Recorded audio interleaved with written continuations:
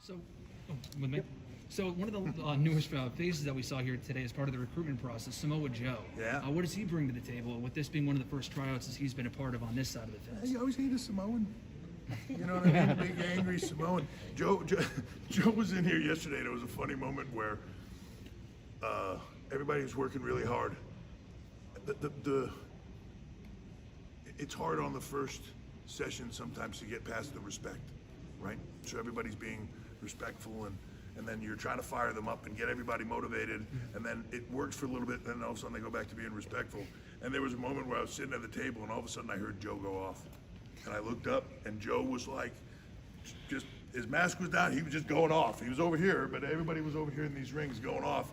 And I looked up, and there was like this look of all these people back, and I was like, well, we're about to find out who folds under pressure. You know, because it's a different level of, Regal's not gonna yell at you. You know what I mean? He barely talks loud enough for you to hear him. So it's interesting. Joe brings something to the table that is different. But Joe's one of those guys that, through my career, as I've been around people, there are certain people I look at for, you know, I think like, man, he'd be really good at this. Like, he's the right mindset for it. And he and I would always talk.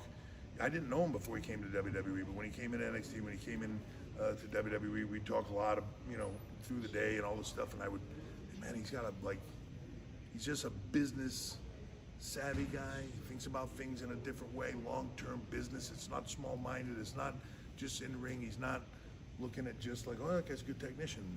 That guy's, you know, he's a different sense, larger picture thinking. And I just think, man, when he's done here, there's a role for him doing something much bigger. And I've had that conversation with a lot of people in the company to say, there's only a few people I've ever really said, like, oh, that guy, this person, like, could do anything in this company because of the way they think of the business, and he's one of them. So when the opportunity came for me to be able to work with him behind the scenes, and that's really sort of when everybody talks about, oh, like Joe was going from not an in-ring performer, and then I came along and grabbed him. It was nothing like that. It was a long-term conversation that was happening prior to that, and then the timing of it just made it appear a certain way, but he and I had been talking about it. So it was an opportunity to work with him from a business standpoint. Mm-hmm. What is he? He's a little bit of everything, but he's sort of like a Regal, where he can sit here today and I can have a conversation with him after, and he's talking about everything that people are bringing to the table in this. Not, you know, not do I think they're technically sound, not, you know, whatever. You talk about every aspect of it and what works, what doesn't, what needs to happen. You send him places he can represent, right? All those things. That's really where he's at. So thrilled to have him. And one more, we'll do Russ. How do you think you would handle a tryout like this? Because obviously you right now, yeah, I have a heart attack. so you're like your first. Maybe carting me out to the local medical. But like your first 48 hours, so to speak, you obviously trained differently. Yeah. But like coming into this, what would a young Triple H? Would you have gotten the contract? You think? What kind of feels of that? I believe that most of the people that succeed in this business succeed for a reason, and that reason is enough that would have succeeded, that allowed them to succeed at any time in the business, because for whatever reason it was, there are very few people that end up someplace long term in this business that you go like, we sort of kind of just ended up there. You know what I mean? That passion, that desire, that all those things. You can't put yourself in positions or situations that you don't know where they are, because you don't know where they are, right? But I do know that, especially in that time frame when I was trying to make it, I wanted it. So yeah, they'd have had to cart me out of here. You know what I mean? Like they would have had to cart me out in the ambulance to get me to stop. So would I have made it? Yes.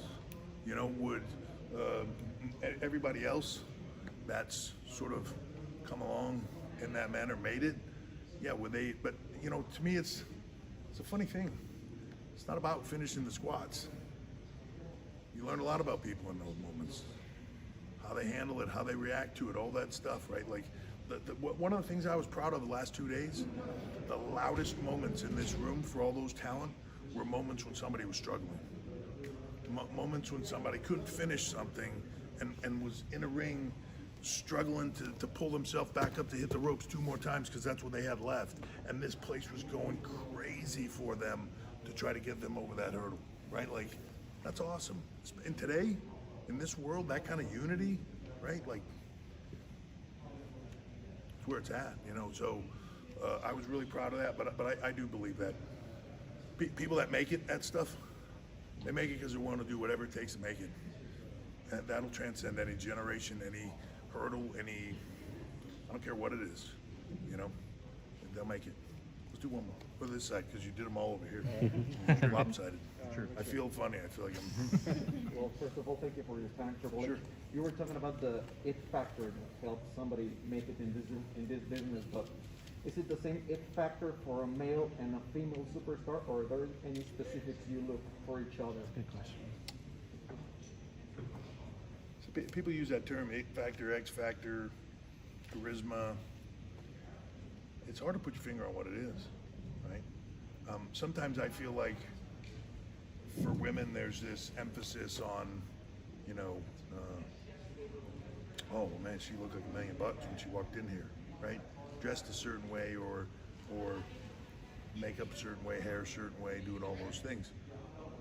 It's important. At the end of the day, though, like, it's more personality to me. It's more like, I don't care if somebody doesn't have the money and they don't wear makeup and they don't, you know, present yourself well, but you don't have to have high dollar hair extensions and a bunch of makeup on and do all these other things and high dollar clothes to come in here and go like, oh, they got it. Right? To me, it almost has nothing to do with it. It's personality. It's how they engage with you. It's how they connect with you. They make you feel something when you see them when they're working. But what's that connective? What's that connection point that you have with these people? Do you feel something from them? Do they engage you in some manner? Some people, you don't see that when they're here. Some people, red light goes on and they got it all. You've heard, I'm sure you've heard people say that, like, oh, camera loves him. Yeah, they take great pictures. I've seen that a lot too, where you get to a tryout, you're like, this person looks great. And then they get there and you're like, when do they get in? You know, it's not the same person. In person, it doesn't resonate. On camera, it does. There's factors to that, but it's not an image thing. That'll fade. I feel like that's part of the process of the 2-day journey or the 3-day journey or the 4-day journey, depending on the tryout style that we're doing. Yes, somebody walks in the room and those things might catch your eye for a minute, and then very quickly that person's not really doing anything else, and this person is, and they don't have any makeup on, and they don't have any hair done, and they don't have, right? So it's never those other things. You can look past those. What's really in here, right? That's what it factor, charisma, all those things. It's, I don't know, there's a, part of that is of a passion and a connection to the person. And if you feel that, then that person has charisma. That person has an it factor. And for me, that's it's funny. I look at these tryouts, I think sometimes totally differently, and I find myself catching myself looking back at the same person in the first half of the first day.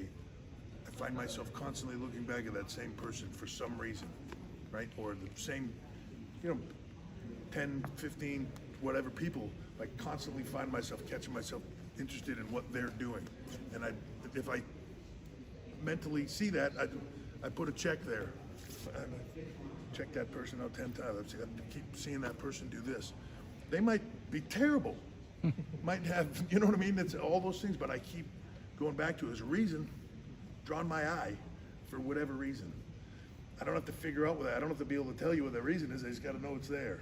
So I don't know. I isolate it a little bit differently, but that's a factor. Is it different for men and women? It's different for every single person. It doesn't matter, man, woman, doesn't matter. It's different for everybody. You just got to be open to it. That's all.